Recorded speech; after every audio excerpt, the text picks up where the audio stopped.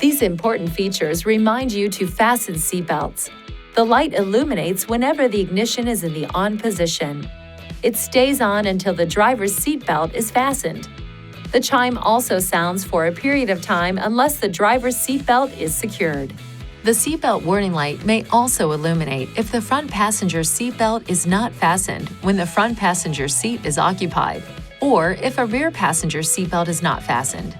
It will not go on for a period of time after the ignition is turned on, allowing time for passengers to buckle up.